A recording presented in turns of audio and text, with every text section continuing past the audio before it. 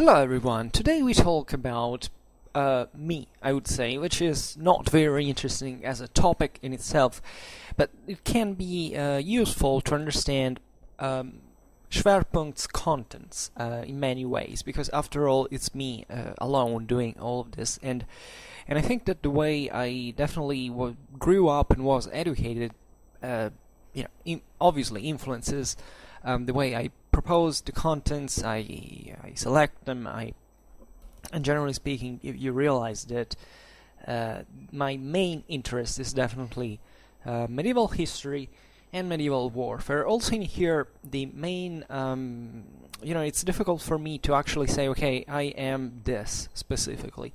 Naturally, many of those of you who have been following now from some time surely have managed, I believe, to put some piece together about me. You know that I don't talk much about me. I often express my own opinions, my own feelings in general, but I I never tell much about my person, my past, things I do, and nor I will do now. But definitely I think it's important to explain in part how I got to this and why I care so much about medieval warfare at this point, to dedicate a channel to it. It's a bit reductive because you know that I don't talk just about medieval warfare, nor just about the Middle Ages, which I started to talk about more often, simply because are the topic that I know, let's say, best among all the various ones that I can discuss, because I definitely like many other things and many other epochs, and I believe that especially, as I very often said on Schwerpunkt, the sense of military history is definitely never to stop at one time in one space. If you find a military historian that is just about 50 years of history, you probably don't have such a great military historian, because military history is, it really depends. It is one thing, it's a discipline on its own, but it's very vast. Military history can mean basically everything that has to do with war broadly meant. I mean, there are military historians that are people who study, for instance, just, I don't know, how war affected a given society. Well, okay, maybe this is too broad, but in a narrower sense, you can be studying lots of things about, I don't know, an army organization, about the, I don't know, supplying logistical system, without actually understanding much about else, without having actually gotten interested thoroughly into tactics or into strategy, that definitely are related in some way to that specific topic, but you may be an expert of just that part, and you know how much I despise in modern academy things like hyper specializations, because I believe that they are dangerous not just for this specific field, but also in general for all the disciplines out there, because it basically teaches us to become increasingly efficient in one let's say narrow field that we can master pretty well, but at the same time we are starting to lack the overall understanding, the understanding of the whole, that is already naturally something extremely difficult and nobody can fully grasp. But even in history, you realize that we lack a lot of generalists. We lack people who are able to frame the single hyper-specialistic achievements into something broader that can give even a sense and a usefulness to it. Because literally what I see in universities is things like a professor that studies whole his or her own life just in a particular field that is extremely niche, and that ultimately nobody will ever study. I mean, just maybe another historian that one day will have the same interest of that particular professor will have to pick up those books and read them to say, what's the status questionis fundamentally, and then to start making its research on its own for having it read from either 5 or 10 people. And this is how the academy is developing, how it's in some ways also spreading, because definitely we have many more educated people that we ever had in the past historically, and also things like mechanization, digitalization is bringing definitely knowledge to be, and let's say, a life based on research on theoretical topics, let's say, always more common from instead a life of, I don't know, physical work, etc. I think was more in the past. So there is a great risk, because from one side we definitely go in depth to things, but there is this risk of just making a race for what is still not investigated, because this is also another problem, that if you want to study something today, you're very much pushed, also economically speaking, because this is also a matter of money, to go search into fields that fundamentally are still not covered. So it pays a lot on the market, the real market, to go discover something that nobody has ever covered. For instance, many of my realized that in my PhD that there are many people who go study simply abroad, even in other continents, making researches in fields in other continents, just because, and this is, my PhD is naturally in the field of humanities, so you realize that sometimes it's plenty of things you could study even about your own field, but sometimes historiography has written so much about it that in order to even start a research in that field, you should cover a bibliography that is definitely beyond your reach. So many problems that even bring further, actually, that actually do not deepen the knowledge that we already have, or that try to follow those paths, but that search for the new, let's say, for the sake of it, fundamentally, and not for other substantial reasons. Now, this is a one point. The other is obviously that in this search for the new, in this hyper deepening, hyper specialization, we are lacking the ability of looking beyond, taking the head up and saying, okay, wow, but there is so many other things. And this is extremely serious. Never take a professor for, seriously, really. I mean, if you has to be your first attitude, first of all, be skeptical about what is telling you, because most of the times these figures might have an impressive knowledge, but they definitely they're not reliable on most of what goes out of their field of specialization. And I hope, therefore, that with videos like these, you start to look at how really knowledge is built. Because I'm not talking now about, I won't be talking fundamentally about myself for the sake of it, but it kind of gives you a picture of how that demythizes the knowledge that maybe some of you follow me for, and I'll tell you how fundamentally everybody is capable, with time and experience, of course, and a lot of hard work to reach certain levels that are, however, something not different. There is always the trick. I'll definitely have to make some video also on intelligence, on intellectual skills, because sometimes we believe that there are the hyper-intelligent people who know everything and that are kind of smarter and cooler and faster than the others. But it's just a trick, and most of the times those are people who work incredibly efficient in one realm of reality, of expertise, and then they completely, in the rest of their life, they're total, failures in many ways, or they're even dumb or ignorant, or actually they're not even great persons, all in all. And this happens to all of us in some measure, I believe.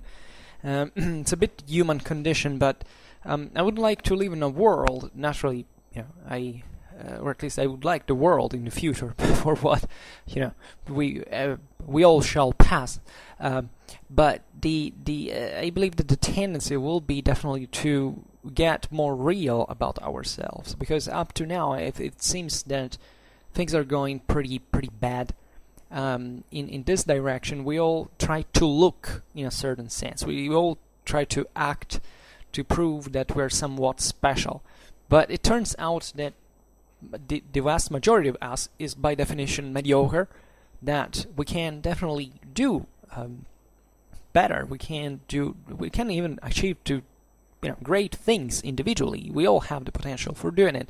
But at the same time, we should be increasingly concentrated in finding out how that expertise is achieved, of how that competence, that authority is earned. Because I personally still see that a lot of, but not just in places, in environments like the academy or etc., but in general, that there are people who are credited with a certain authority simply because they are on a certain pedestal. It can be at a university, an academic title, a media, let's say, I don't know, a resonance, or I don't know how you say that in English, or because they have certain amount of followers, or because they are kind of praised for some other socially recognized values that, however, are effectively not true, or that are not are mistaken. So I already digressed a lot. So how did I get interested into medieval warfare? This is kind of an interesting question for myself as well, because in order to do it, I have to make a bit of history within myself. I actually don't remember. I mean, from one side, I definitely know why I got interested into it in the first place. It's like, it's related definitely to the interest I always had in history, chiefly thanks to my family, especially my mother, that has always been much about history. My father has given me a consistent interest for geography, more technical things. But ever since I can remember, I had a kind of historical memory of some sort. I mean, I've always realized since I was little that there had been a past where something cool had happened with certain historical figures, and believed where certain particular environments had existed, and naturally that came, I think, pretty naturally, but for also to many other people, just by playing with certain toys, with watching certain things on television. When I was a kid, there wasn't the internet, at least in spreading in use in the houses, etc. I however always remember that as far as even with cartoons, indeed, cartoons definitely pictured, if you look at the old Disney movies and so on, they're also kind of set into certain historical, even kind of certain pseudo-historical or fantastic scenarios that tell you about some past that existed. In my case, I think it mostly came, in fact, from my mother, that told me a lot of stories about figures like, I don't know, Julius Caesar, Charlemagne, Napoleon, and I've always pictured them in my mind. I think when I've always had a great visual imagination for that still accompanies me, and I feel very lucky and gifted for it, because I always picture every single thing I read about history. It's like I'm automatically picturing a movie taking place in my mind, picturing featuring those topics that I am reading about and listening about. So medieval history was known to me, I think, pretty early. I remember when I was very little. I might have been, I think, like 4 or 5. It's like one of my first memories. I remember asking my mother, who came first between the Romans and the medievals, and I actually believed at the time that that the medievals had come before the Romans, and because in my mind I thought that the Romans represented a kind of a more modern stage of civilization and something like that. And my mother, I remember, I felt ashamed because my mother said, "No, look, it's first the Romans came, then the medievals." And the and I remember how it's interesting because I already had a kind of a linear picture of history, temporally speaking, and I always kind of distinguished this phase. Is also was aware there was this kind of modern history that between contemporary and modern history at the time. Obviously, I couldn't distinguish, but when I was little, I also used to draw a lot, and I don't remember representing a lot of medieval scenarios. I was mostly into things like the Napoleonic Wars or the Romans and stuff like that. But also, since I was very little, I definitely knew several medieval characters, historical characters, and I had some toy soldiers, like with knights, castles, and something like that. Especially when I was a bit older, like I was 6, 7, and I started collectioning even some of them. And I remember that there were several, when I was still very little, let's say, I always kind of attributed a kind of magical atmosphere to medieval stuff. Accomplice was probably the Disney movies and stuff like that. Because I like the sense of of the prince, the knight, the sword, the fight. This idea of conflicting feelings, also related to kind of romance. It was a beautiful princess that you had to protect, to defend, to love, etc. And I think I've always been fascinated by such things, and however, I think tended to develop a rather concrete view of the Middle Ages since a very early age. I mean, I never indulged into the Middle Ages as a mythological period. Also because when I went around, also had the luck always to travel a lot, thanks to my parents gave me this kind of cultural, this culture of traveling. It's not that they ever brought me to read a lot about history or something, but the fact of traveling, also adding this very concrete and sometimes I can say disappointing but crude picture of reality, like that about strictly medieval stuff, like from the Middle Ages, we actually don't have much. I mean, even here, even in Europe, in Western Europe, where you have kind of lot of stuff from the Middle Ages, it's still rare to watch something that really actually dates back to that 11th century or to 12th century. And sometimes looking at these ruins, looking at these monuments, it made you understand that there is something beyond, that reality really was, that naturally is not the reality you see in movies, in cartoons when I was a kid, etc. And therefore I started developing an interest that went a bit beyond this. And I remember that I was very interested immediately by things like knights and castles and battles and equipment. And when I had this book, I remember when I was like 7 and 8, I already knew things like, that gunpowder had been, introduced in Europe towards the 13th century, at least the very first experiments with it started towards the end of it. Then firearms, therefore, existed already quite at the beginning of the 14th century, etc. I knew how castles were built, and I looked at all these drawings, these sections of the fortresses, and how they evolved over time from the moat and bailey castle to the massive pre-modern fortresses, etc. So I think I was always acquainted with this kind of also very visual dimension of the Middle Ages, which is very important, especially when you're a kid, when you are before your adolescence, when instead you should start learning pretty hard, in very with great emphasis put on memory, on learning by art, etc.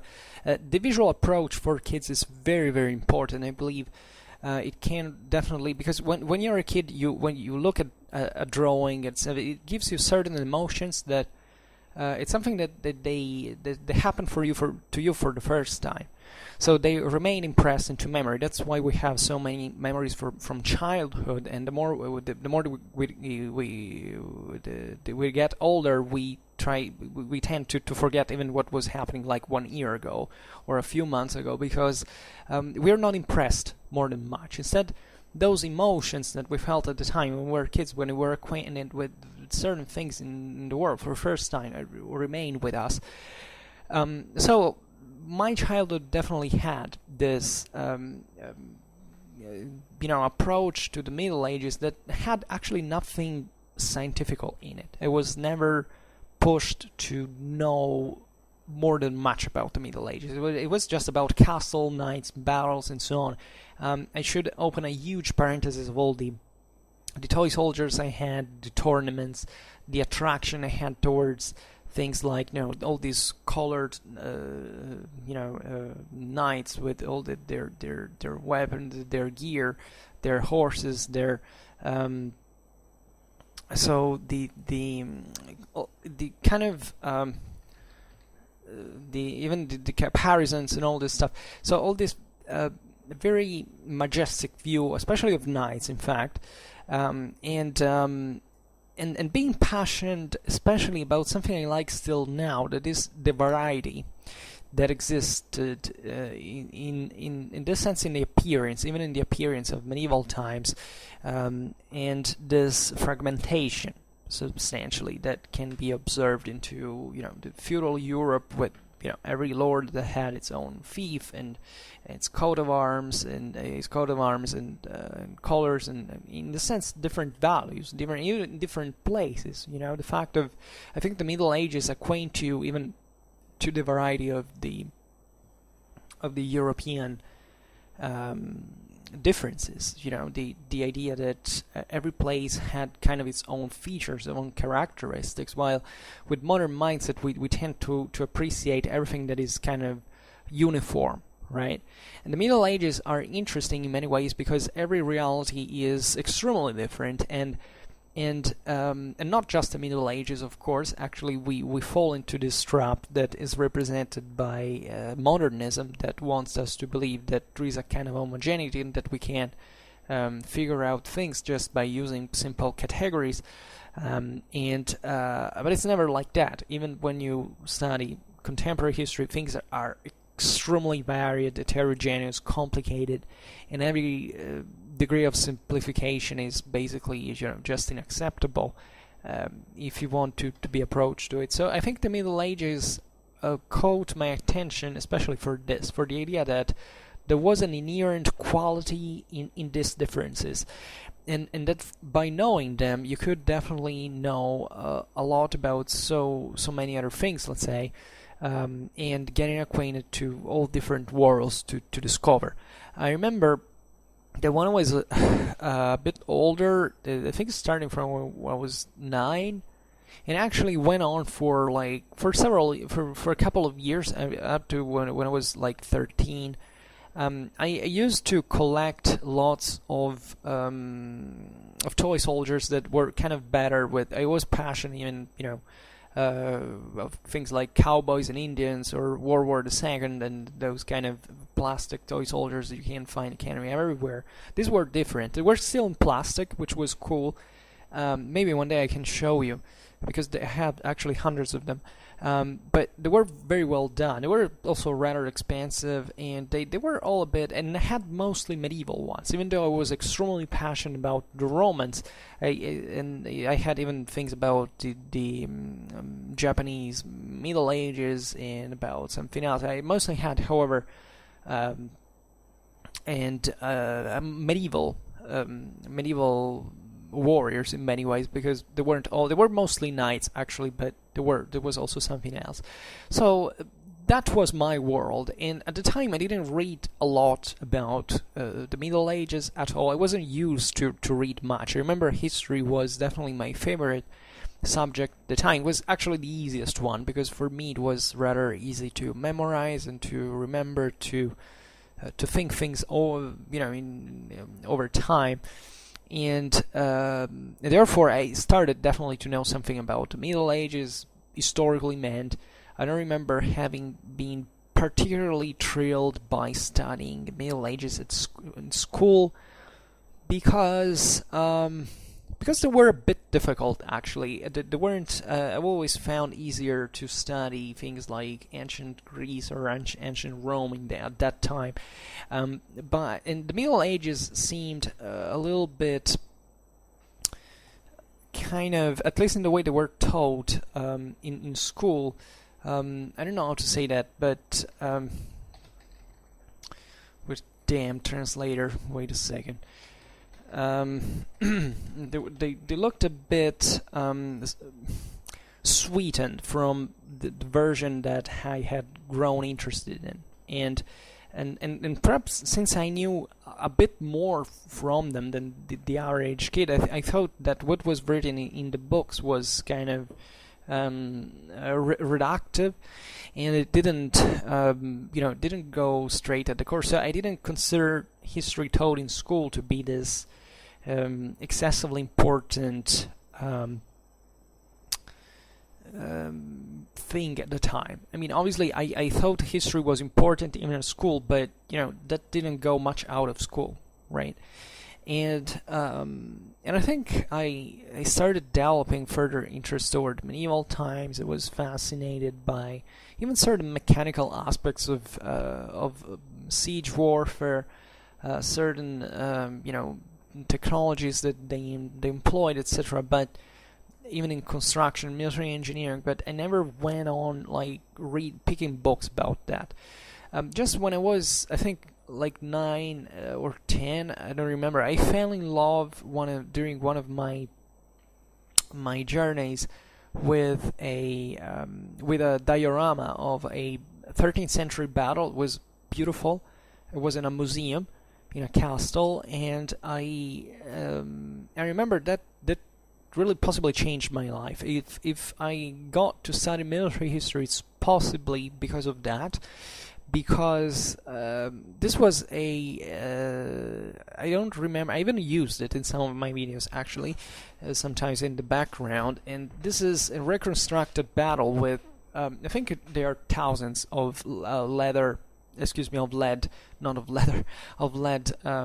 soldiers, and they were pretty accurate and put all together. It was impressive, it was spectacular. I remember I had my father filming the battlefield, and then I wanted him to add with everything was still in analogic, to add the soundtrack of the initial battle in the movie Gladiator. So to associate, this kind of battle tension that is beautifully escalating in that scene with those soldiers. So you realize it was like 10. And you realize that from that I was totally in love with this idea of the battle, the clash of the... I was particularly interested by the idea of the formations moving, which is pretty strange because it's something that I'm actually studying at this very moment in my PhD, and it dated back from then. And I obviously was already into that because with my toy soldiers, I think I had like 2,000 toy soldiers, something like that at the time. I made these huge battles. I like to predispose to deploy them into battle formations with all the various ranks. Because I had, in fact, that's why I talk about the diorama. Because eventually, when I came back home, in a library, I found a book that was about that battle, and it had in it all the, a drawing, a picture of the actual deployment of the battle. Of the two armies, and therefore I replicated it with my toy soldiers, which was absurd because most of them were actually like 20th century soldiers, but so that had nothing medieval. But I still made them fight together, and in that shape, I remember just I invited to my home one of my classmates. We made a battle in which I had predisposed the two deployments, arranged them in the historical fashion just to reproduce that battle, and it was actually disappointing because eventually it wasn't much of it. But I very much liked that because I was understanding the dynamic of the action. I mean, at the time, well, now it's complicated, but I was already kind of acquainted to the idea that if you have a certain deployment, you can have certain different effects depending on how you behave. You use the deployment, the various units, etc. And I remained in love with it, and that's where I think also in my early adolescence, my brain is started to to think about this kind of possible tactical combinations and how things could go together. And I remember as a kid of the 90s, I didn't have the internet still at home, and even with my classmates, etc., the only picture we had about things like medieval warfare came from movies, right? At the time, if you watch movies like Braveheart or this, that's where you want to get the thing from. That sense of of heaviness, of violence, of even of that gloomy picture of medieval times that we stereotypically acquired. For instance, Braveheart was a movie that I liked. I still like a lot, by the way. Not obviously from an historical correctness point of view, but I value the artistical value. I think it's a beautiful movie still, and it gives you that sense of of certain things. By the way, in Braveheart, there is one of the few scenes in modern cinema where you find cavalry actually charging in information, or at least more or less. I mean, at least approaching information, so that they had some trained cavalrymen that were trained to at least remain in line during the advance. It was pretty fascinating. So I've always thought about pike can knock out cavalry, that archers can be used in that way. I was toying with that fundamentally. Then there's been the great I don't even know how to call it, the great turn, the great change, with many things in my life actually, or at least relatively. But I met video games. Now, a great part of my adolescence and also my recent year, my life has been about video gaming. Actually, not much. I'm not the typical video gamer. I've always had a very few video games, and I've always played relatively in a contained way.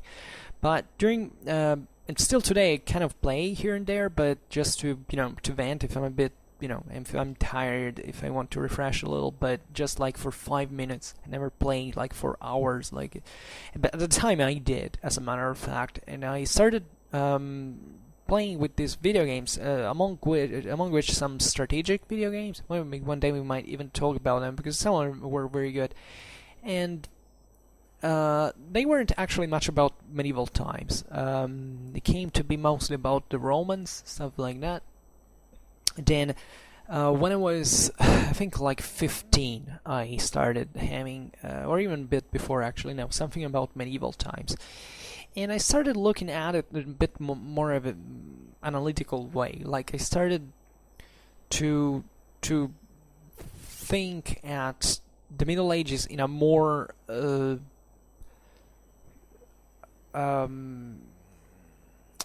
in a more concrete fashion. Not much because of the video game in itself, but because I started questioning the historical realism of certain things. I started thinking about the progression, for instance, of the military, of the medieval art of war. For instance, the fact that, however, there was an evolution of tactics, of equipments, etc. So I wanted to grasp that, and that also being a consistent push towards that direction. That was also a time in which I started understanding autonomously the value of educating myself, especially towards this. When I was 16, I started, which is very late in my opinion, but I started getting into books on a regular base, and I read a lot. I was doing also particularly well in school, which I've always done rather well in school, but in previous years I had some problems, mostly with scientific subjects. Not that I had eventually. I mean, I managed to solve the problem, to overcome the difficulties, but it was a bit demanding. That's also why, in part, I started thinking that there were more important things, like the idea that, for instance, a school can bring you to something beyond and your job, your interests, etc. And I hadn't the palest idea I would become a historian, actually, because I thought it was interesting. I knew at that age that I could have not done without history, but I thought I could learn history all of my life independently from the job I would have had. And at the time I thought I could be either a doctor like my family, or a lawyer, stuff like that, just because they sounded cool, right? And I genuinely, still think, what if, I might have done it. Actually, I tried to pass the selections in also for medicine. I even studied 1 year of economics. But the idea, until the very late high school, I had no idea I could actually be a historian, like an option. Also because I had never really never really thought thoroughly through the various options, as before approaching those years in which you have ultimately to choose. By the way, I had chosen even a kind of in high school, a more of a scientifical path, so that, for instance, I didn't study ancient Greek. I didn't. I always studied Latin. Actually, studied Latin even before high school for 3 years. So that was particularly useful, also because just right now, today, all sources all in Latin. So I was lucky enough to know it well enough to work with it on a daily basis. But this is just for saying that I started approaching history also from a bit of a more concrete mindset than I think most people tend to do, because people who tend to be more technologically oriented, might even like history, and especially things like military history, but they maybe do other things in their lives. They can be engineers, or someone who does other stuff. And doesn't have a humanistic foundation. Instead, I took initially that scientific path, and eventually I ended up to go to university studying history. So I think that turn was particularly important to me, because I think if I had a more humanistic education, I would have ended up like those people I don't really like, that focus just on that, let's say, classicistic property that is needed just pro forma, let's say, and refuse every kind of scientific approach. For me, history instead has to be approached scientifically, and as a matter of fact, most of what I study today is from a scientific side, from a practical side, which drives, for instance, my tutor nuts, because she doesn't know basically anything about what I study. Yeah, I am in this situation. I'm proud of this, because I don't find it most of my colleagues, as a matter of fact, and even those who maybe had a path similar to mine, kind of leaned back towards the this classicistic ideal, mostly literary ideas, whereas I like concrete things. I'm an extremely pragmatic person, even if I maybe am not excessively good at resolving problems pragmatically. But to me, I'm a reasonable, and for me, there are two. Exactly because I tend to mess up things. I'm chaotic and messy, etc. I need one thing: rationality, method, and if I don't have that, I can't work. And that's why I use them to correct myself, to correct my instincts fundamentally. So even framing certain topics and not making a quest for that small hyper specialized topic which you have to make just a perfect article about, just to show that you're good handling terms, etc.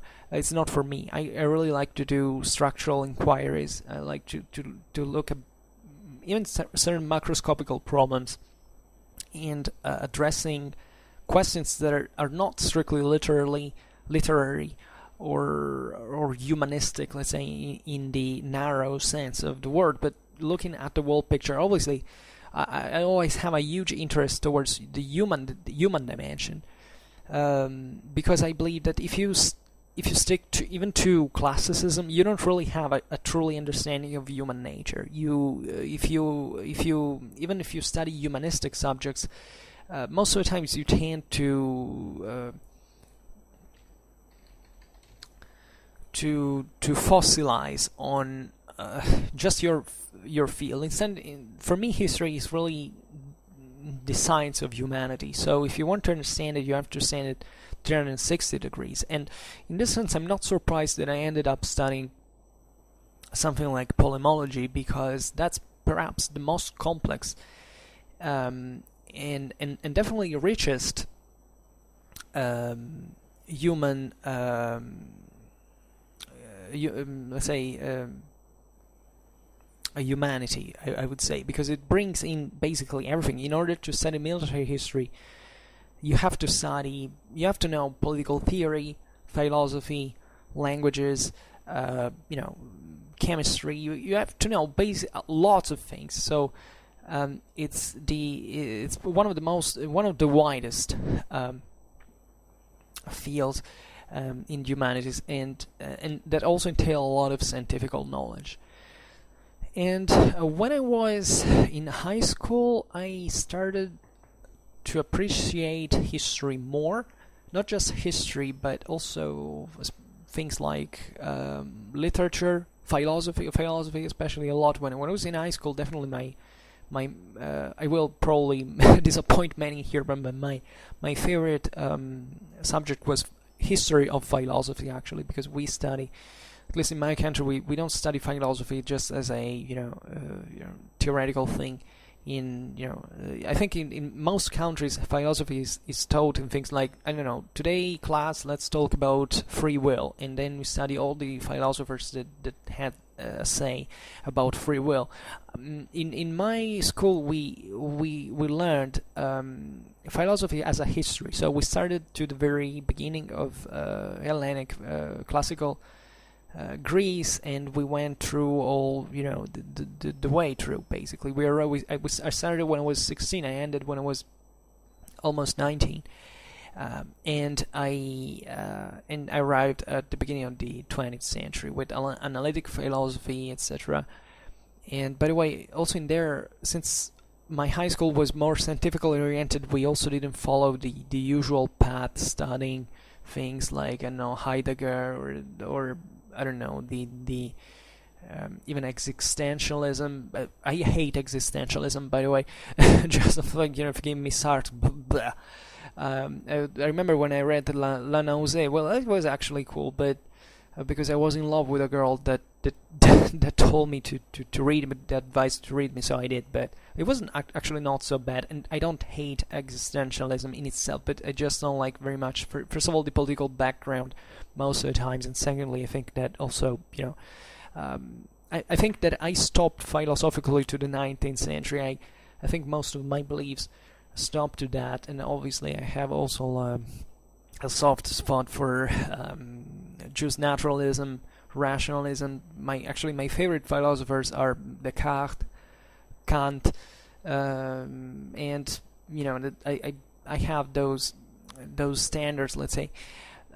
But I don't remember where I was going with this, but the things I liked, and philosophy was also dramatically important for sparking my autonomous, my interest towards so many things, and historical criticism as well. Because also philosophy, if you follow it in this sense as a history of philosophy, it brings you to study history in parallel, right? And that's what normally happens also when you study literature or you study history.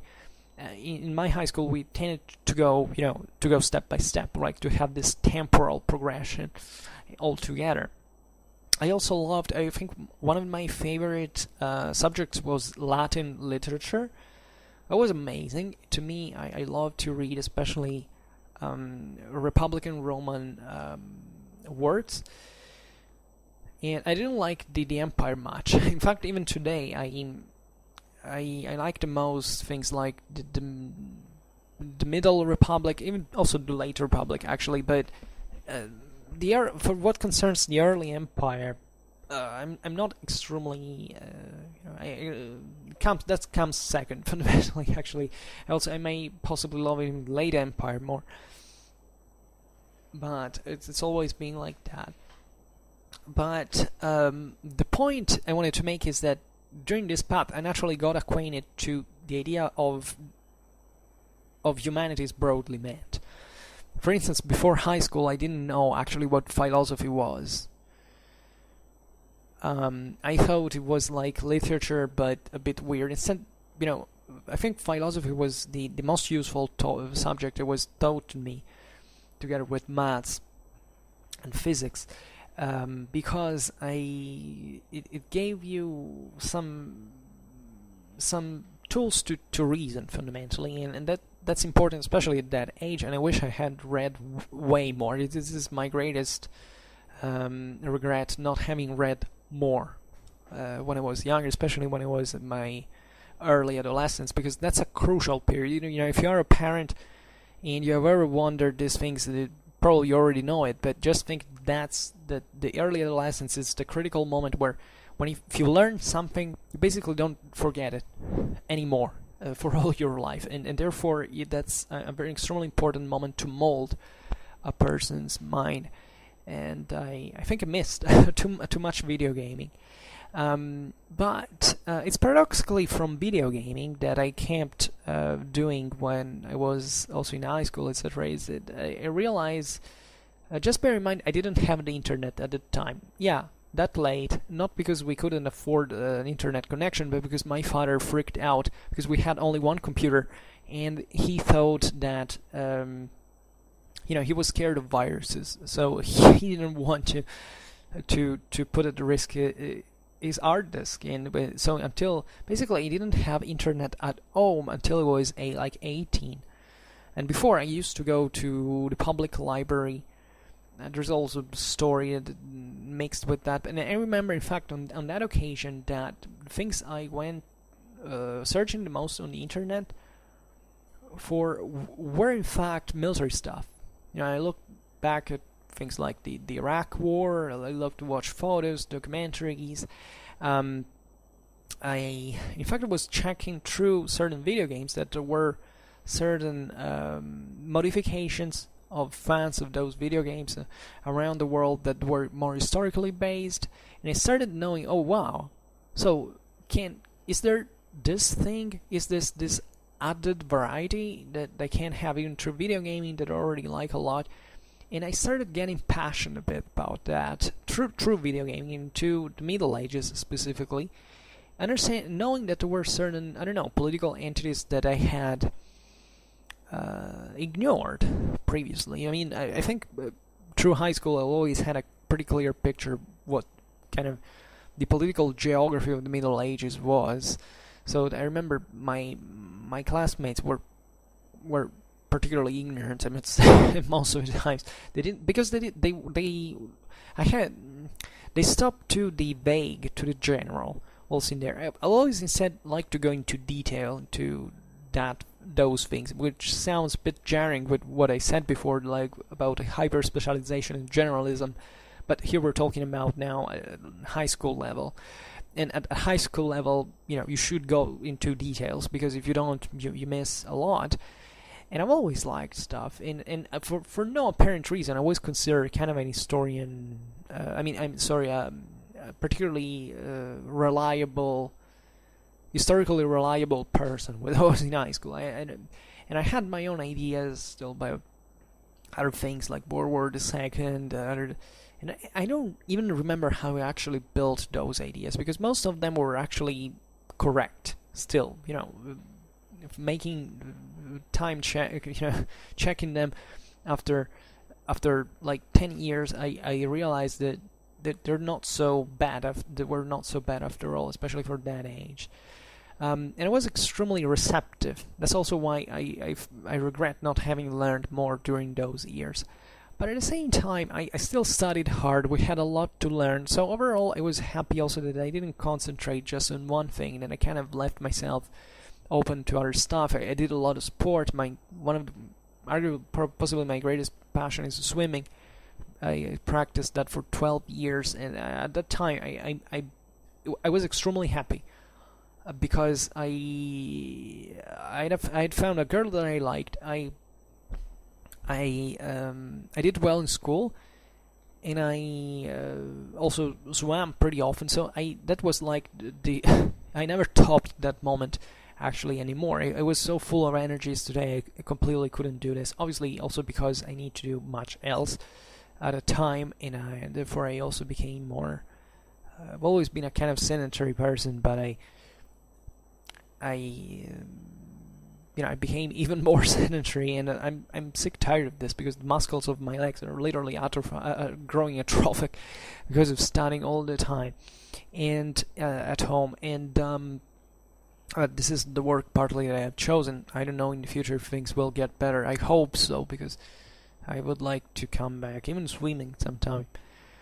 But that was a fantastic moment in which I just learned lots of things. I also read mostly novels, so I'm telling all this to make you understand actually how late I arrived to medieval warfare and to warfare in general, because my interests since that point were mostly war-oriented. They have always been. I remember also with video games, they were either strategic or simulators or FPS. That was it. I've always been mostly oriented towards realism. I've always liked this idea. I don't want a game that kind of looks funny or it's just. I want it to be kind of accurate or realistic in some way, by some degree. And I think that helped me. There is also this quest for, this polemics about video gaming.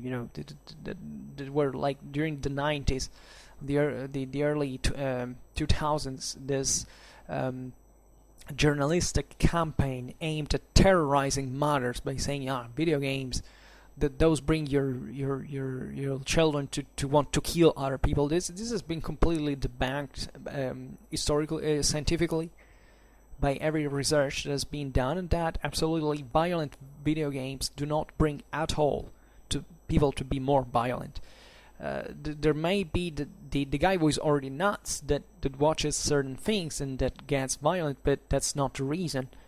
The inherent reason for the reason why he does that. Yeah, I know. It's plenty of people who went out shooting, mass shootings everywhere, like that were kind of Call of Duty addicted. Never liked Call of Duty. Never played it actually, because I don't find it realistic at all. It's been said, look at these, that they were playing essentially to shoot other people, but that's not the reason. It's been demonstrated. Actually, what makes video gaming can make you addicted. This is true, but it mostly happens for other reasons that are related to how you live and what you do fundamentally, about your social relations, your time, etc. But but it's not all bad. And actually, what really engages in video gaming, it's this freedom of action. It seemed that especially this the people are not playing violent video games because they liked violence in itself. They play it because they like the freedom of movement, of action, and therefore that's why also kind of video games for young children are designed today exactly in this sense, that you can do so many things at once, that there is much choice, there are many choices around you can exploit, and that's what makes it really fun. And objectively, it's really like that. Even when I love war video games, for instance, and war themed video games, but what I liked was not really blowing the brains of someone up. It was just I found cool things like ballistics, the physical effects, the general random stuff that happens there, the fog of war, just for remaining Clausewitzian in theme, stuff like I like those things, and all the various things, especially that happen differently time after time. I like those kind of video games. That's why I don't like those video games that are all about graphics, but they're kind of repetitive. I like video games when you can wander around, even in scenarios that are kind of kilometers wide, and that's what really fascinates you, because you come to define what you do. So even video games are important. I think that in my generations there are way more people who got actually passionate about history through video games than through school, for instance. And I think many of you can relate. Also because I saw your anographical data, and it's not me. You submitted those to YouTube, and YouTube shows it to me. So I'm not doing anything illegal here, but they can develop many historical interests, but also acquainting you to certain dynamics. For instance, I love air simulators. I don't know if I can take off a plane or land it, but definitely I have done it many times on simulators, and it's really cool, because that really looks like a reality, and that's real pilots are trained. So I've always liked to enjoy this degree of realism, so that I could do something that can happen in reality, but I can't do evidently, at least given the path that I've chosen, and that however shows you how it really is. And I think it's cool because it also increases your spatial awareness. It gives you a lot of depth, also of reality. And sometimes that there are people that just grew with only with books, which naturally give a lot by themselves that video games can't give, but in this sense are different, and have each one their own. So at that time, mixing all this stuff, my main interests were still military. I remember I was mostly interested in ancient and medieval warfare already at the time. What really was a problem for me was finding the actual time with school for learning more, and therefore. Then when I finished high school, I still didn't know that I could study history. I mean, I remember I wanted to do it, but I said, history maybe doesn't pay much. It's not really, well, turns out, at least in the United States, I've read, probably not in my country, but it would be interesting to check that, because it's possible. There are more millionaires among school teachers than among lawyers, and it's if you think about those words it's perfectly reasonable, actually. There are two professions that bring two different stories to the but I wanted to do something else, during that something else I got a way higher access to the internet. I had more free time to read stuff from the library. So towards my 18 when I was 18, I started going consistently out there for learning military stuff, and the way I began to do it was really I would say random, because I didn't have any structure at the time. I wasn't taught military history by anyone. I knew more or less how things were. Possibly I knew better already military history than, I don't know, my history teachers in school. Definitely, but I didn't have a method, I didn't have a discipline, and I still had to read a lot, because I had never read more than, kids' books. So fundamentally, even it can be also decently accurate sometimes if they're educational. They tend to make disclosure for the younger. But I hadn't grown far of that. So also video gaming was a path during that time that I followed, and I actually learned more about that than about other things. So when I was 20, was I?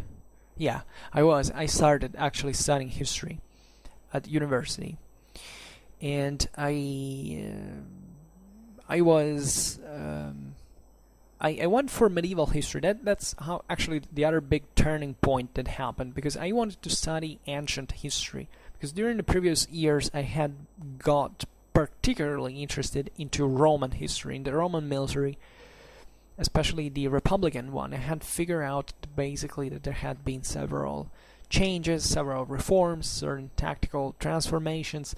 I had read several. I remember when I was like, when I was in high school, I think I read the Bello Gallico twice. I was in love with Caesar. I was in love with many other stuff. I liked very much Roman history also for kind of other reasons. And I was very passionate about it, and it came natural to learn more about that. But it was a big problem that when I got to university, because I bailed out of economy, studying economics. I had done other things in the meanwhile. I had even got in some days in military academy. I had done certain stuff. I tried medicine as well. And at a certain point, I said, you know what? I like history. Then I had other issues actually. At that point, I was heartbroken, and I wasn't excessively. I mean, I was fairly happy, but I didn't. I had lost a bit of faith, a bit of trust in bit of faith of myself, and I said, what is that I really want to do? That was a really problem for me, and I said, you know what? I've always loved history. Why don't I start studying that and finally just making my life about it? It was perhaps my best choice ever. I think I was lucky even in there. I might have taken other paths that might have worked equally, but I decided to study history. It was just one problem at that point, that I loved ancient history, and I was reading lots of books. I remember when I bailed out of from economics, like in March, and university started in October the other year. So basically, I spent all this time reading history books. I read, I don't know, like 30, 40, something like that. And I read about several stuff. I don't remember actually where I read much about medieval times, but I started approaching the thing. Because then when I wanted to sign to the university, I discovered that there was nothing anymore like ancient history as a university course. And that is, I couldn't get a degree in ancient history. I had to be either an ancient philologist, so either in Latin and Greek, studying language basically, or or an archaeologist, which I hated deliberately. Well, I'm sure archaeology is fantastic, but I simply looked at the program and I said, okay, here I become more like a geologist than a historian, and I must say that, yeah, it unfortunately happens. I will theoretically, historians or archaeologists should be the same person, or better, archaeologists are basically historians. Are historians, not even basically, but that you just have certain more specific competencies. But unfortunately, it often turns out that they are two completely different people out at the end of the university. They also end up to do very different works, jobs, I mean, and they know consistently nothing about each other's work, which is dreadful, because I've met plenty of archaeologists that objectively didn't know anything about history, and lots of historians that consider archaeology like, nothingness, which is absurd. And this has nothing to do with whether you study, ancient history, where obviously archaeology is way more important than, say, the contemporary history. This is a matter of method and of understanding, and also that scientific education I was talking to you about before was so important for me, because I also appreciate, in fact, the concrete, the material side of history, and not just the literary, humanistic one that some historians say, oh, well, I'm the great humanist, I just read lots of books. Well, there is not just that. I mean, obviously books have to be studied, but that often means you study just books that talk about other books and not about science, for instance. So that's pretty bad. And so actually most of the colleagues I met at the first year at university that now are not a university anymore because they didn't go on with nor with a master degree, not with a PhD. They simply started studying history because they didn't like maths. I mean, this was really the first reason for it. And in fact, they didn't go much further even into history, because if you think you study history to avoid scientific disciplines, you're never going to be a good historian until at least you don't learn about those scientific disciplines, because history requires that necessarily. And unfortunately, there are a lot of people who get degrees in history without knowing much about even the scientific realm. But in fact, the quality of degrees has drastically dropped, I think, in the last generation. So there is for a reason, actually, but not just for this one. So what I was saying, however, is that I couldn't study ancient history. Or at least I could do it, but by passing through these other paths, and said, what the hell? So I checked basically the other courses, and I found medieval history. And I read the program, and I realized that in all the university was actually the course that had more strictly historical exams than any other, because even modern and contemporary history had more things like archive experience, stuff like that. The other courses were all mixed either with psychology or with language and philology or stuff, and I said, well, I don't like that, and also that's kind of more difficult, let's be honest. So I said, you know what, I will start studying medieval history, because guess what, I can choose here several exams, even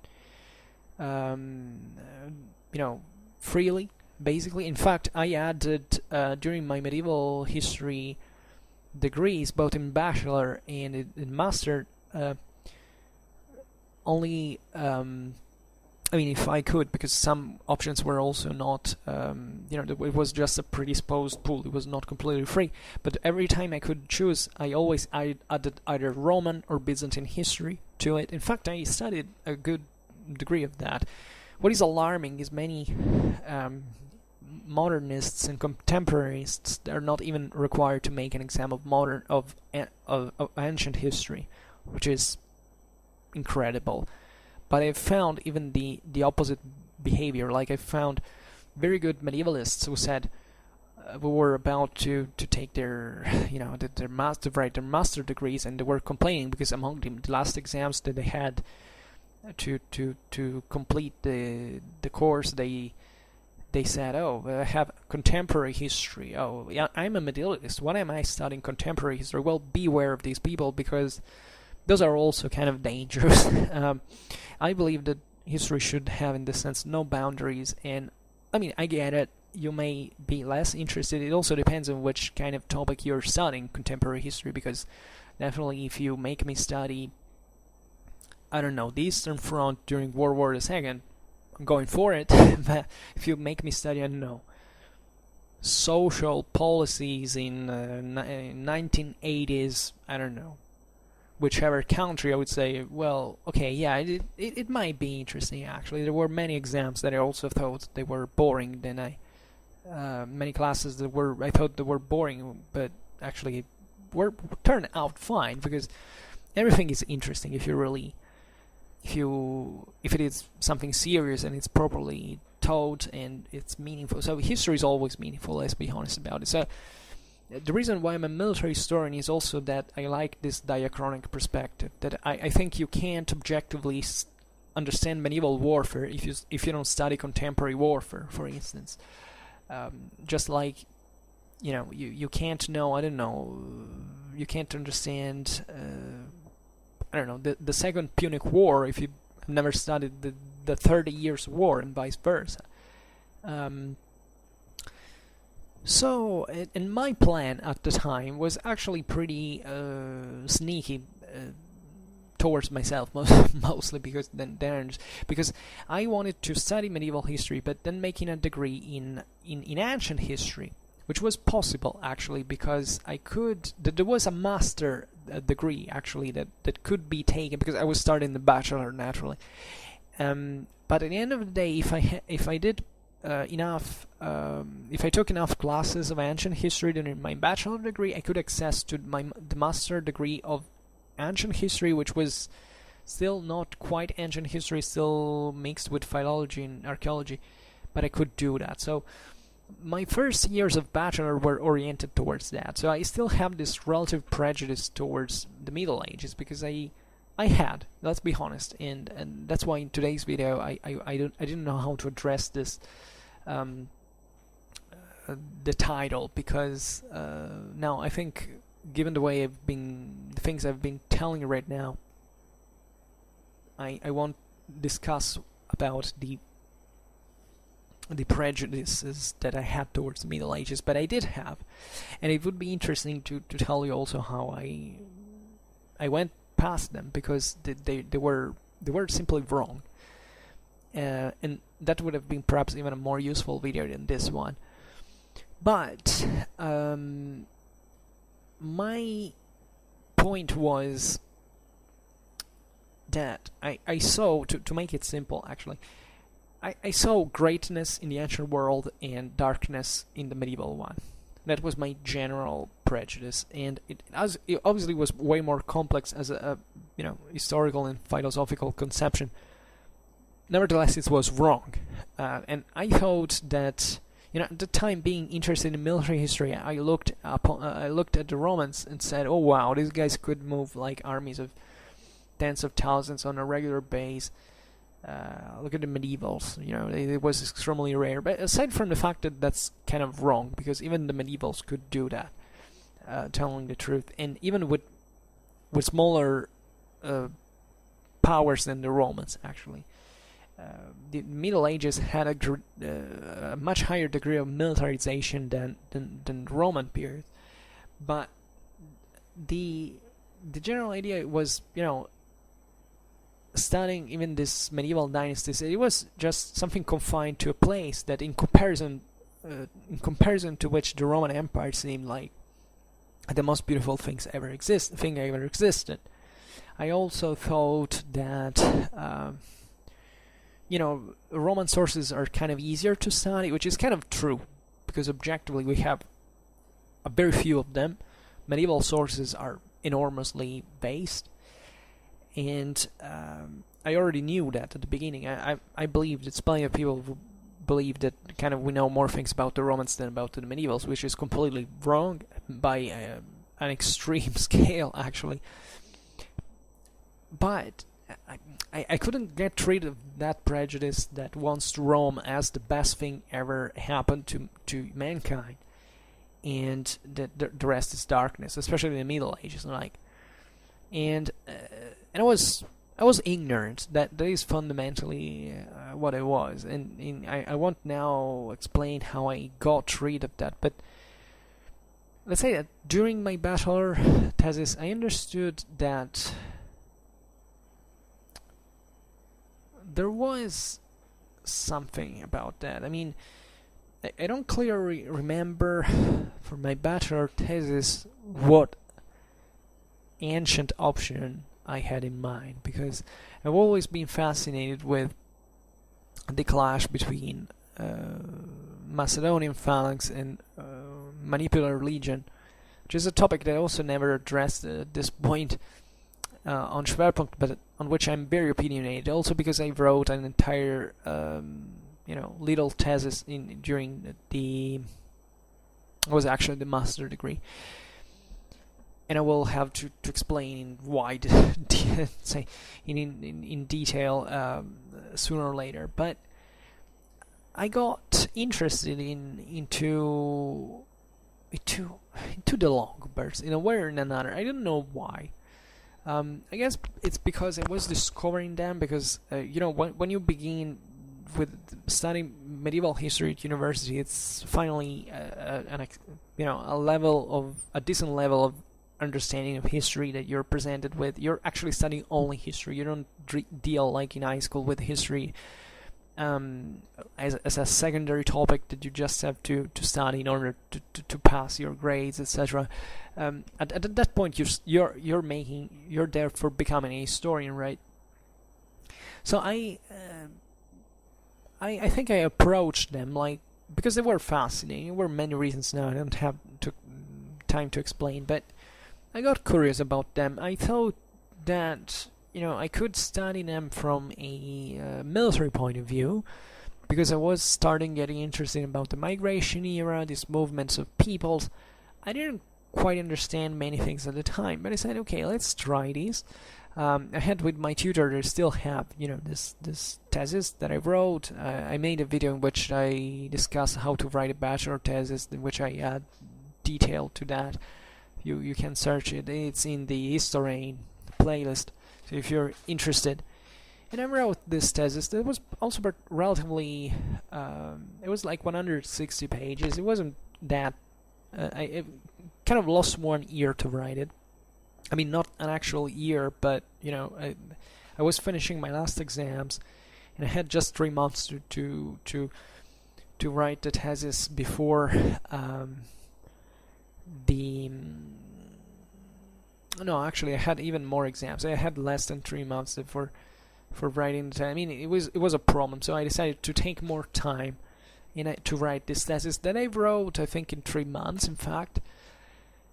And it was cool because at the time I hadn't quite clear where to get sources from, so it was mostly a bibliographical thesis, and it was bad because I could have figured out certain things before, but it was also kind of easier, so it was fine.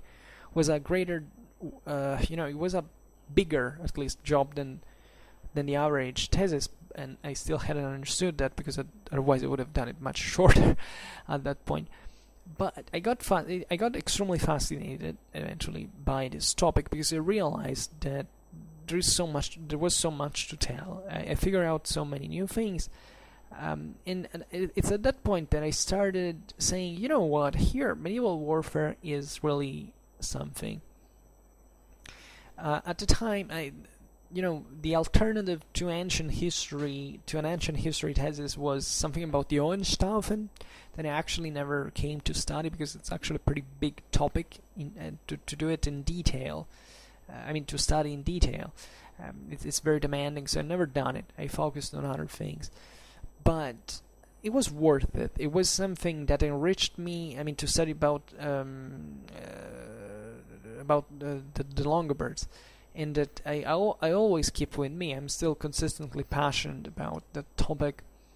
But let's say that I was also interested towards other times. The example of the Hohenstaufen, the 13th century, I believe, was something that made me really reflect. At the time, I was in love with the 13th century as well, because that battle I was passionate of when I was a kid was in fact from the 13th century. I had always felt that period as the center of the Middle Ages, where the century of universalism, the century of those knights that I liked. Even I was even in here you see that I have inserted the images from the Manesse code. It's actually from the early 14th century, the very first 13th, I don't remember, but it actually depicts mostly 13th century characters. And just to express my passion towards that century. And the thesis on the Longobards gave me a bit of, made me understand how wide certain topics can be, that there are many studies, many sources, that it's not easy to approach. So I got the first acquaintance with the the basic historical problems. But in my mind I said, you know what, I still want to study not really ancient history, but if there is an option, I want to remain in between the two things, because I love both the Middle Ages now and ancient history. But those were also the years in which I started discovering the Middle Ages or better, medieval warfare for what it is, in terms of, you know, getting rid of those prejudices of the, you know, alleged inferiority of the medieval military art, you know, that is out there, that are out there pretty consistently still. And I started getting passionate about this because I started realizing there was much more to what I was used to think. I realized the Middle Ages have to be studied as, you know, with the medieval premises of those times. I mean, you can't compare two systems that have two different bases, because it doesn't make sense. Or better, you can't do it. But what's the point of saying, you know, this was... What does it mean in the first place to say this was superior or inferior? It doesn't make sense, aside from the fact that the Middle Ages were actually very... not backwards to Roman times, because in actual fact we're talking more or less always about the same level of technology, and towards the later Middle Ages, the Middle Ages actually rocket to the stars. I mean, since the 13th century, you know, an average medieval army would have, you know, consistently created consistent problems to a Roman army, and probably defeated it. So, but now I don't want to indulge into these comparisons, in fact, because I think they're kind of bad, but we will address maybe these topics on another occasion. But I was starting to understand the variety of the of the ancient world, of the medieval world, as something extremely more picturesque than had ever been described, even in its mythology, if you want, in the ways the Middle Ages. Sorry, noise heard? Yes, probably. Well, no, not so much. The Middle Ages actually pictured themselves in a certain measure, but we also pictured them, and I was in love also partly with that. I was in love with, naturally, the chivalric myth. I was particularly passionate about medieval cavalry, and I was getting acquainted to especially those problems of the evolution of the infantries during the 13th and 14th centuries, that I eventually ended up studying in my PhD. And that are incidentally a topic related to my beloved battle of when I was a kid. So you see how certain things actually recur, and how many people are truly satisfied about what they do when they study that they do for a living those things that they were passionate about when they were little. I mean, I love what I do personally. There may be difficulties at doing them. You know, there are always difficulties in life, in you know, in terms of also achievements, etc. But the evident realization I can make is that I'm studying what I was passionate about when I was a kid, and this is particularly meaningful in my opinion. So there is naturally it's at that time that I really started getting interested thoroughly into medieval warfare, because I started reading books about it.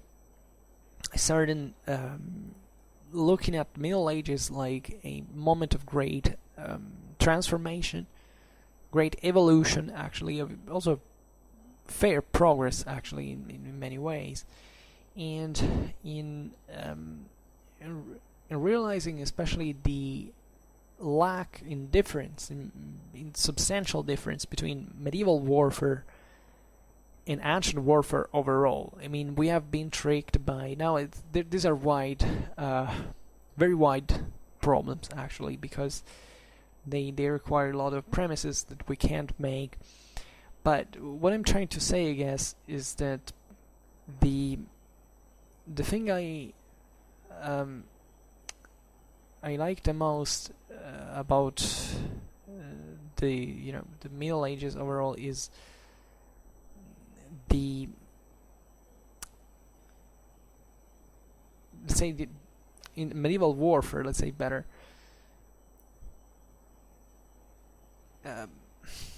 it's difficult to tell in a single word actually, because from one side it concerns there's always this relation with the ancient world, and it's a pity because I wouldn't do that as a regular basis. The Middle Ages should started being taught from scratch, like without comparisons, without the prejudices. But sadly, we live in a world where we still need to compare the ancient world and medieval world, especially looking at the medieval one as a sort of deteriorated version of the ancient, which is very bad. But probably the most beautiful thing about it is looking at how through these prejudices you can actually be amazed when you discover that they're wrong. I mean, I remember before my starting my master degree, I started studying certain chronicles, medieval chronicles of the 14th century, and started studying certain campaigns.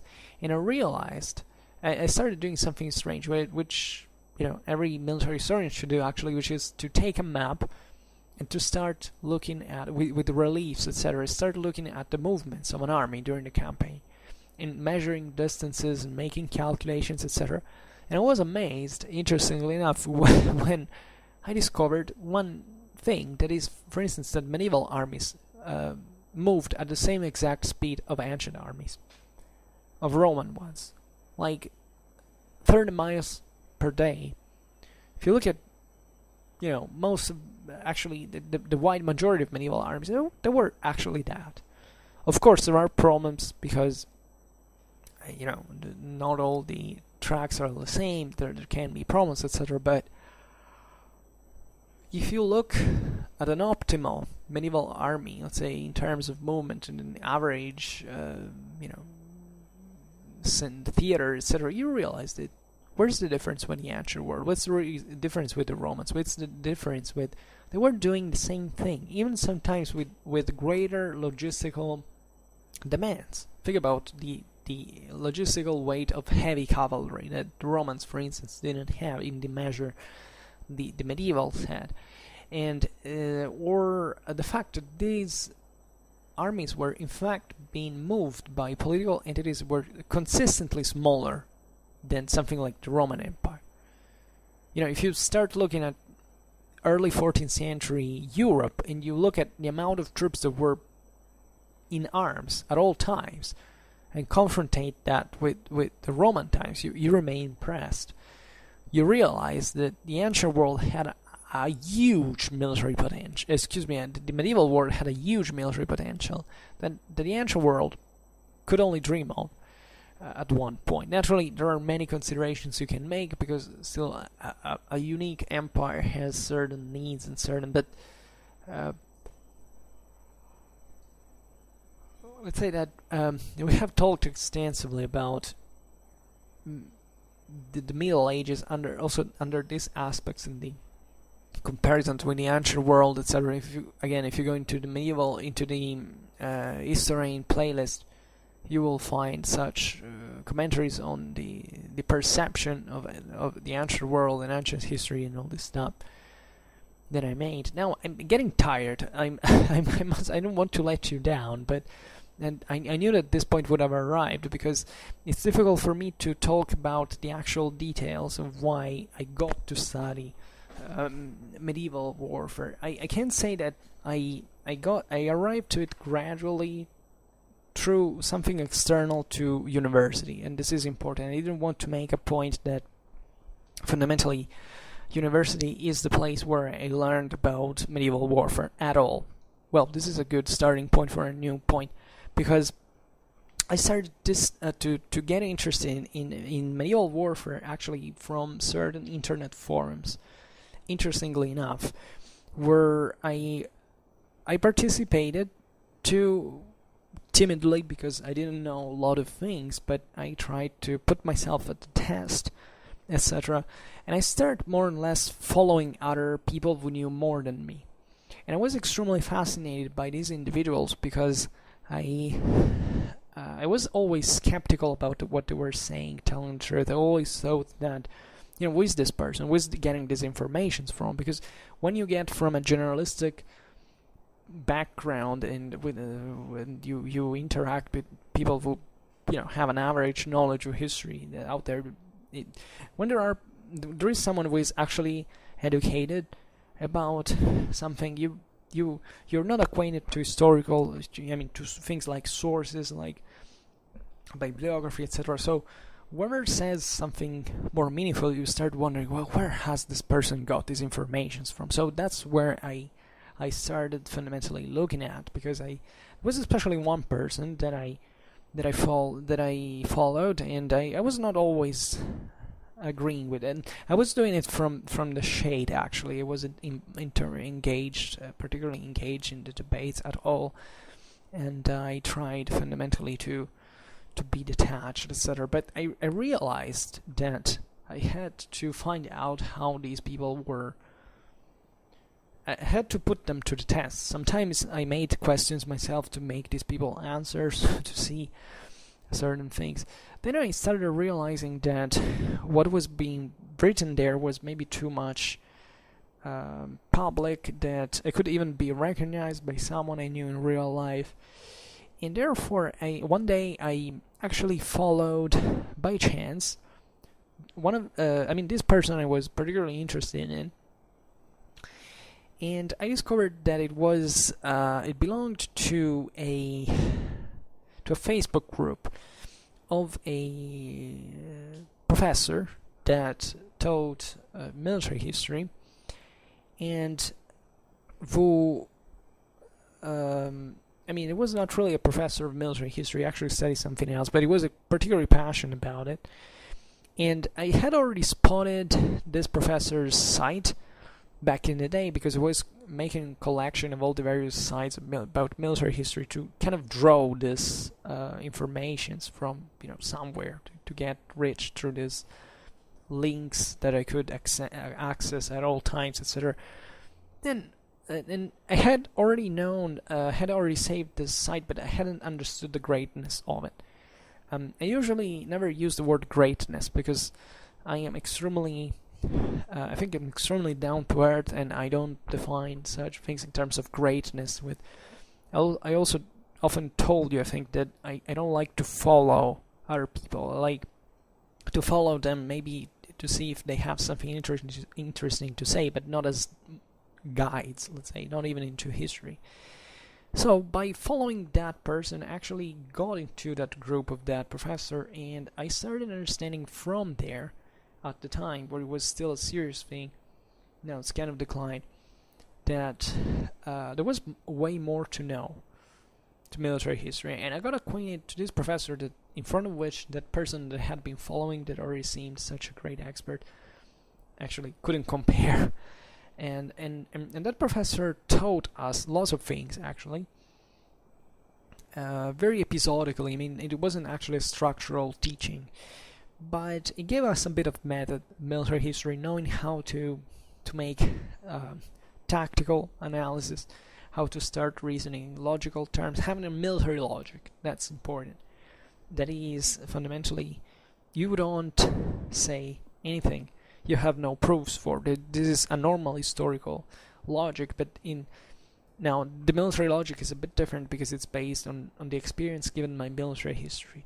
So that is an extra step that you can basically make if you have enough historical awareness and start studying campaigns and battles and stuff like that. This professor wasn't actually very expert in medieval war. He actually had an extensive knowledge of medieval warfare, but he didn't quite address it many times. But the few times he did, he did it was actually in a very intelligent way to say, okay, look at what the Middle Ages, medieval warfare is fundamentally, and start reasoning when you consider it. When bearing in mind that this was in fact a medieval time. It wasn't an ancient time. It wasn't a modern time. There were certain characteristics of the Middle Ages that you can approximately list, and I made a video about this that is called, if I'm not wrong, "What Did the Middle Ages Have in Common?" And in this sense, you stop comparing, because you start saying, okay, it's different epochs. These epochs can't be compared because it doesn't make sense. It's already a great achievement if you start understanding what these eras were in the first place individually, and if you are able to understand that effectively there's not such an individuality because everything is much more homogeneous than it seems. I must say I evolved my thought also very radically in this direction lately, because the more I study certain things, the more I realize that it's more useful than creating this sort of categories. And he made us understand, this professor made us understand that the medieval art of war is actually not backwards as is often credited. There were naturally certain contexts that dictated. For instance, in Middle Ages there wasn't a big deal of military treatises. Why? Aside from certain, you say the Byzantines did. Well, the Byzantines were a bit the exception. Were perpetuating the classical legacy in that is, say, a literary field, but they also are kind of different manuals from the ones of the ancient world, most of which we have actually lost. But let's say that at that point, in order to understand medieval warfare, you have to understand why these things changed, as a matter of fact. And if you do, you realize that there is a logic that in medieval warfare is as lucid, as rational, as pragmatic as in any other historical period, and that it doesn't, and that the means through which these dynamics were carried out, were functioning, are to be regarded as perfectly functional and as themselves individually also more advanced than in other periods. This is particularly evident if you take, I don't know, medieval polyurcetic. I mean, trebuchets were notoriously much more precise and destructive weapons than, I don't know, the ancient artillery. If you don't know this, it's because simply you have prejudices towards the Middle Ages. Just look at the data, look at the evidence. Think about, the improvements in metallurgy. Think about steel, medieval steel, compared to the poor, raw, iron of the ancient times. Was still steel, but with very, very marked differences in many ways. Think about crossbows, think about other things that, in this sense, do not conversely have to be seen as an improvement that corresponds necessarily to a progress, but that it corresponds to the context where this was produced. This is particularly important to understand because basically it's the key for healthy military historical understanding. That you can't look at those topics differently if you want to understand them in any way. I know I'm going pretty vague now, but there would be a lot to say. But let's say that's how I got acquainted to these topics, and that's why, and that's when actually I started to read about the whole military history, and why I got acquainted with lots of other topics that I actually don't talk about on Schwerpunkt, that I decided to dedicate prevalently now to ancient and medieval history, medieval warfare, sometimes also the Renaissance warfare, etc. That, however, are necessary. That's why I started buying lots of books and of every epoch about war, starting to understand organics, logistics, certain technological aspects of physics, and solving tactical problems. I mean, trying to solve certain problems given certain tactical premises, and it's very difficult. Studying battles. In this sense, the very first real military analysis I made was during my master thesis, where, as I often said in the past, I basically spent 1 year studying a 13th century battle. So I came back to the 13th century. It wasn't the battle with I was keen when I was little, but it was very close to it, actually. Temporary. It was just 21 years before, and that was actually a real serious military analysis, because I studied the whole battle. The whole campaign. It took me 1 year. I also had the last university exams. I had also to translate a great part of the bibliography because it was in a foreign language. There were many other problems, actually, also certain philological ones, certain linguistical ones. There was a vernacular source that I had to translate. I translated like 1,000 verses. It was beautiful though, and I learned lots of things. And I really looked for the first time thoroughly at the sources comprehensively, like not just picking one source every once in a while. During the master, naturally, I started working more consistently on sources than I had done in the bachelor, and I also had written that small thesis for my Roman history exam about the Macedonian phalanx of the Manupilar Legion. I had basically studied all the various battles, the 7 battles where these two tactical systems fundamentally met and clashed. And that was easy because most of the times we have actually only just 2 or 3 sources that tell us the story. With the Battle of the Master Thesis, I had like 40 sources, and it was a big thing. Like that tells you also the difference in historical, depth that you can have between the ancient world in the medieval world. Like for 2nd century BC, you have just 2 or 3 sources for a single battle, and they're kind of relatively easy to reconstruct, also because you don't know much more. For a 13th century battle, you have 40 sources, and those are something that you have to study in particular detail. And they're also very varied sources. You have diplomas, you have letters, you have, besides chronicles. So it's very complicated. You also have to study several different topics that are annexed to it. So it's very complex. I wrote a thesis of about 260 pages about that battle, and it was very beautiful. Really, it was perhaps my most beautiful experience, aside from the one of the PhD now that is driving me nuts, because it's big. It's really big. I'm working at this point with hundreds of sources, and it's devastating. And Schwerpunkt in this sense keeps me alive. But I made my choice, and I think that my master thesis, then eventually I won the selection now for the research I'm doing.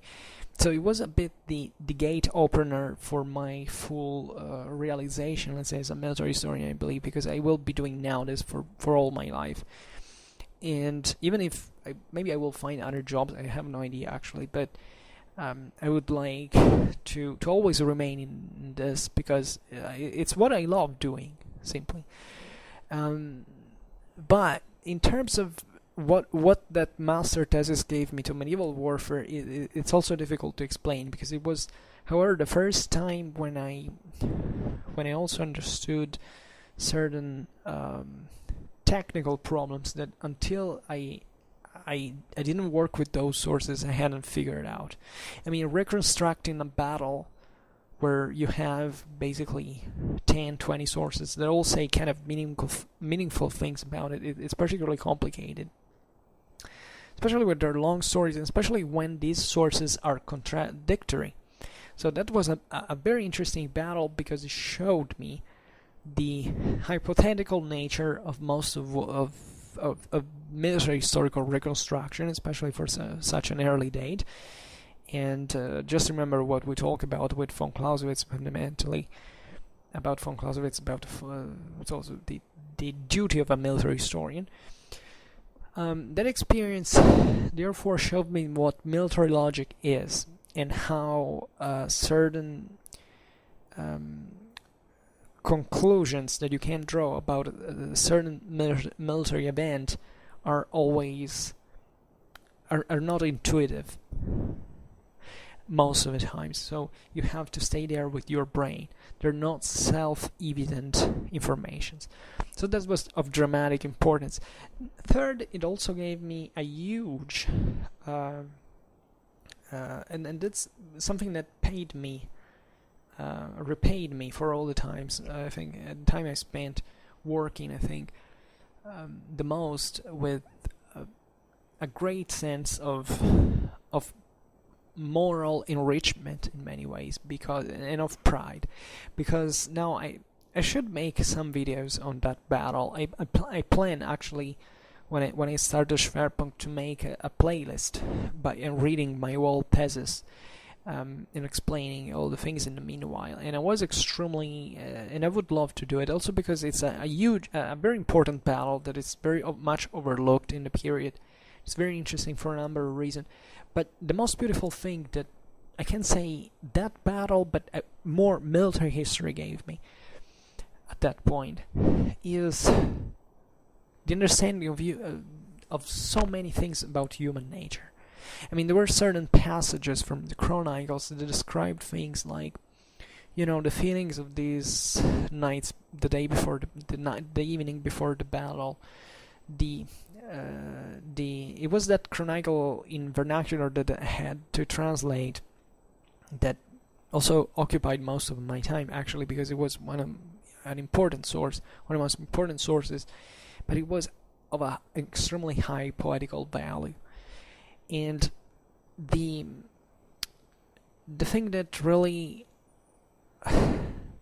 it was also about courage, it was about duty, it was about death, about fear, about force, about exhaustion, about mortality, about our ultimate fate, that is always something so difficult to determine. And it was beautiful because when you get so much in depth into those sources and you say, wow, but if these things existed for real. I mean, we live our lives today, we think about the Middle Ages just like, a strange dark hole that nobody cares about. And you go look at the details of these people who lived, who fought, who loved, and died in a moment that in the world, because our world is always the same place, but it was so different in everyday, I mean, in life, in values, in ideas, in beliefs. And you say, but these things existed for real, and this is what enriches you the most. Until you don't study military history, I think you can't understand certain things about it, because it's not like studying, I don't know, the history of fashion. You say, well, I'm sure history of fashion is a totally respectable topic, but I think that certain things that military history gives you is go beyond many ways, and military history teaches you way more than you could ever expect to learn. That is perhaps the most beautiful thing about it, and it makes you realize sometimes the superficiality of our world. I mean, how we give for granted so many things that are not to be given granted in everything, in politics, in war, in our everyday life, and that instead are always to be considered, are always to be appreciated, and it's difficult. And it was very moving because last year I actually visited the battlefield of that battle, and and I didn't cry because I cried on another occasion actually that was always related to that battle that moved me unexpectedly, by the way, and I was struck by that. But I can't describe to you the emotions that I had in that battlefield. I mean, to me, I'm not a person who cries easily. I think I hadn't cried in years actually, but when I got there, I mean, approaching with the car and seeing the same, the real places that I had been studying for months and months just on a map and sewing it there. It was like the most beautiful thing. When I got on the battlefield, which was also a very beautiful place, naturalistically speaking, and it's not really changed much from those times onwards, I felt like, I've done something with my life. I can't say, that has changed too much, because after all, I'm always the same person, because life goes on, and you can't stop just about on this, lingering to these emotional corners. But I think I could have not. I wouldn't be the same person today if I hadn't done that path, and I think I wouldn't be a better person. I think that experience added something to me that is valuable, and I don't know how to say that, because it wasn't about the accomplishment of having learned that thing, or I was, having worked. It was about having rendered justice to the people, to the memory of the people who lived through those things. That's what I think it was, and that's why I think history is so important, because what is our civilization worth if it's not to be remembered? I mean, I'm not making it a moral point, because I'm not saying that, history is, should remember things just to praise them, to people, no, it's the memory of it. It's not the actual people, because they could have been, bastards, killers or whatever, but it's our memory of those people, which is particularly important. And this is with history overall.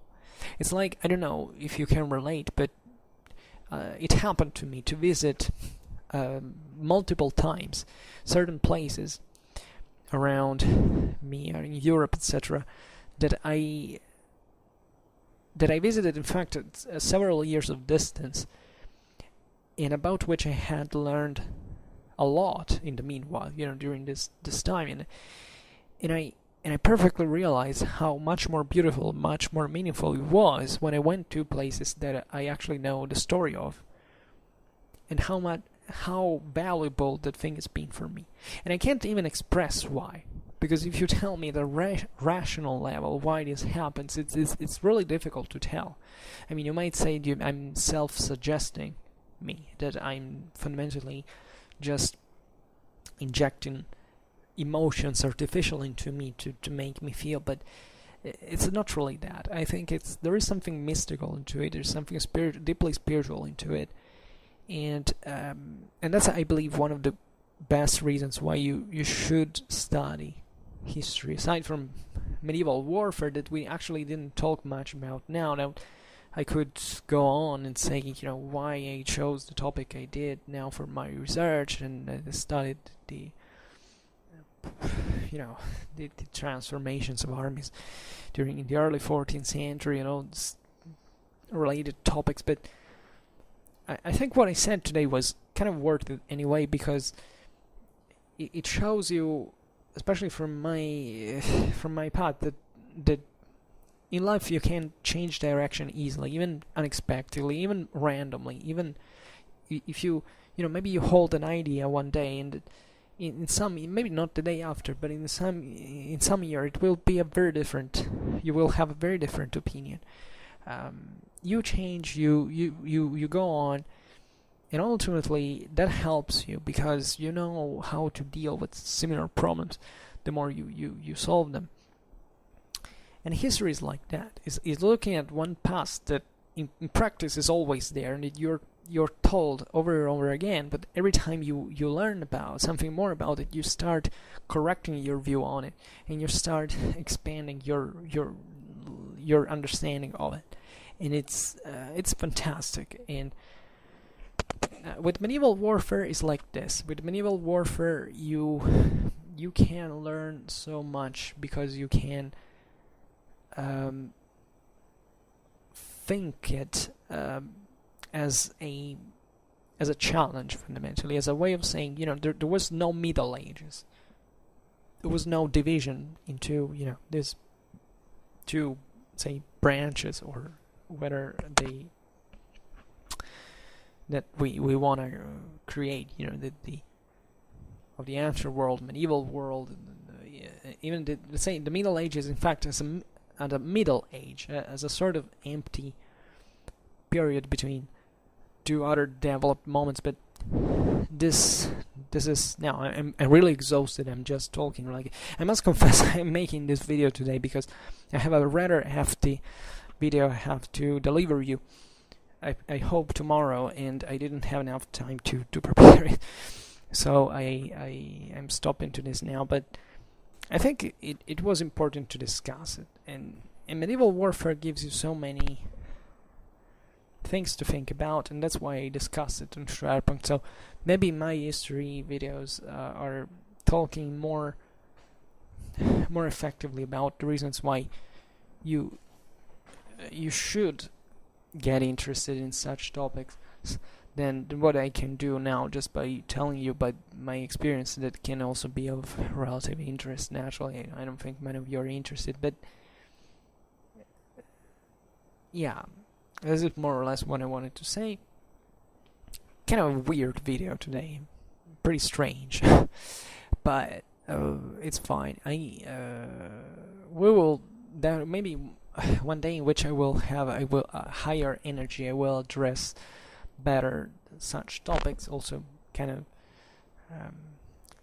let's say sectorizing them a bit more effectively.